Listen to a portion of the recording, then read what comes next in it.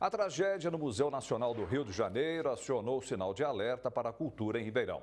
Acervo guardado, exposto a danos ou mesmo prédios sem manutenção alguma, fechados para visitação há vários anos, deixam o setor cultural em segundo plano na cidade. A semana começou com um desastre no Rio de Janeiro.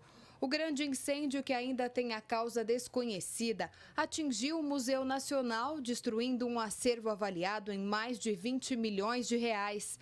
A Polícia Federal ainda vai investigar o caso, que colocou em alerta o setor cultural de todo o país e também em Ribeirão Preto. E a opinião é unânime. Não se pode esperar acontecer uma tragédia para que atitudes de manutenção e conservação sejam tomadas. Pergunta para qualquer pessoa sensível, entre um campo de golfe e o Museu Nacional, o que é mais importante para o país? Durante 20 anos, o Museu Nacional do Rio de Janeiro ficou sem receber verbas para manutenção predial.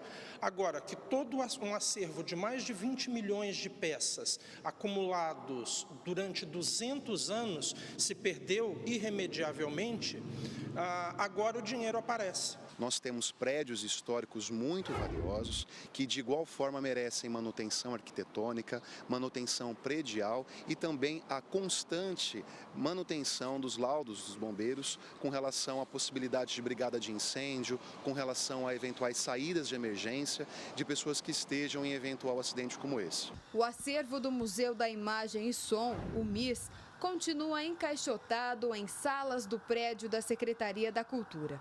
Após ter sido danificado por infiltrações da chuva no começo do ano, o assunto é parte de inquérito do Ministério Público. Talvez tenha havido alguma deterioração, porque não é o adequado, né, se deixar o acervo encaixotado. Então a gente precisa saber quantificar, né, o estado em que se encontra esse acervo, né, quantas caixas são, o estado em que se encontra, precisa de uma vistoria. É o que está faltando para eu fechar o meu inquérito. Para o promotor que assumiu o caso recentemente, um indício da falta de zelo pela cultura na cidade é o relato de um ofício da pasta de que a falta do cargo de diretor para o museu se dava pelo corte de despesas.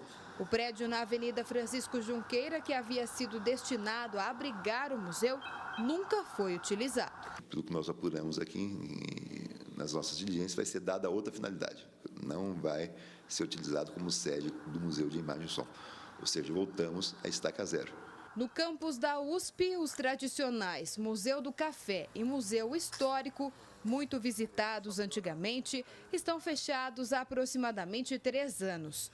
Foram realizadas reformas emergenciais no telhado, que estava prestes a desabar, mas devido a outros problemas estruturais, o local nunca voltou a ser aberto à visitação. Portas e janelas estão danificadas e até mesmo parte do acervo foi atingida por uma infestação de cupins e necessita de restauro. A sede do museu, a edificação, ela tem pelo menos 120 anos, com a sua estrutura toda em madeira infestada de cupins.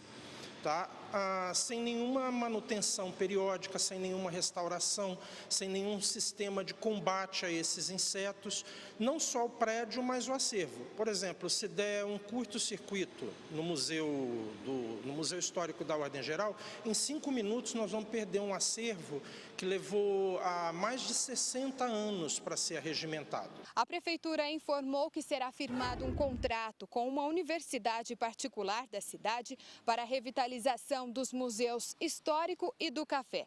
O projeto vai ser entregue em 6 meses e terá um investimento de mais de 6,5 milhões de reais através da Lei Rouanet. Ainda foi informado que o tratamento das madeiras contra cupins, a troca do forro e de telhas, limpeza do telhado e a recuperação dos caibros e parte elétrica já tem sido feita. A Comissão de Cultura da OAB acompanha os acontecimentos da cidade e se manifesta no que diz respeito à pasta. Sem o município agir, sem o município colocar de fato a sua responsabilidade por meio da Secretaria da Cultura, os órgãos de controle, os órgãos de fiscalização, a OAB atuar em cima disso, o que aconteceu no Rio de Janeiro pode acontecer em Ribeirão. E nós não estamos distantes disso se nós verificarmos a condição dos prédios urbanos aqui de Ribeirão. Thaís Mantoani para o Jornal da Clube. Questionada sobre o Museu da Imagem e do Som, a Prefeitura de Ribeirão respondeu que ainda estuda um local adequado para receber o acervo e que atividades relacionadas ao MIS são realizadas na Casa da Cultura.